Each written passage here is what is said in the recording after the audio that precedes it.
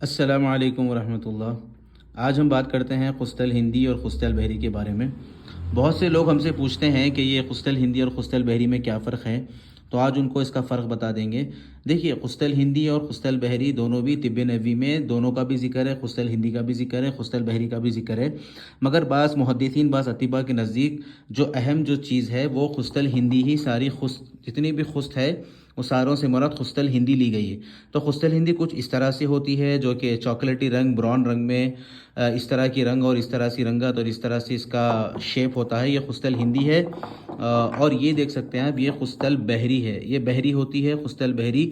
فرق کیا ہے؟ یہ خست البحری جو ہوتی ہے اس کے ہندی کے مقابلے میں یہ جو ہے تھوڑی سی مطلب کڑوی نہیں ہوتی، کیونکہ یہ بہت کڑوی ہوتی ہے، ہندی بہت زیادہ کڑوی ہوتی ہے، تلخ ہوتی ہے، اس کو کوٹ کڑوا بھی کہا جاتا ہے۔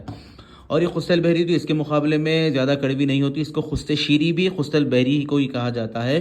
ان دونوں میں یہ فرق ہے، مگر اصل خست جو کہا گیا ہے یہ زیادہ ہاٹ ہوتی ہے اور یہ فائدے اس کے بہت زیادہ ہے۔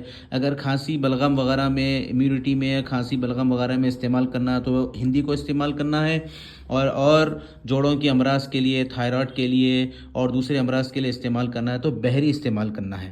دونوں میں فرق یہ ہے، 19-20 کا فرق ہے، زیادہ فرق نہیں ہے، مگر اطباء نے لکھا ہے کہ بحری پھیپھڑوں کو نقصان پہنچاتی ہے، کھانسی والے امراض میں بحری استعمال نہیں کریں گے، ہندی استعمال کریں گے۔ اور ہندی بحری دونوں میں فرق یہی ہے، دونوں بھی بہت فائدے کی چیز ہے، اور دونوں بھی قوت بہا کو بڑھاتے ہیں، دونوں بھی شوگر کے لیے بہت زیادہ فائدہ مند ہے، اور خاص بات یہ ہے کہ یہ دونوں بھی گردے کی پتھری کو نکالتے ہیں۔ ان کا خاص بات یہ ہے کہ دونوں بھی گردے کی پتھری کو نکالتے ہیں، گردے کی پتھری والے امراض جس کو بھی ہے گردے کے امراض وہ استعمال کر سکتے ہیں۔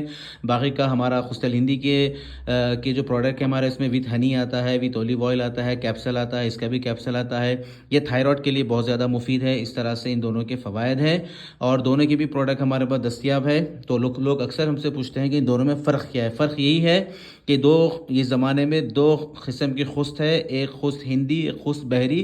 بحری اور شیریں اسی کو کہا جاتا ہے، اور حدیث میں اس کو عود ہندی کہا گیا ہے اور خست ہندی کہا گیا ہے۔ السلام علیکم رحمۃ اللہ۔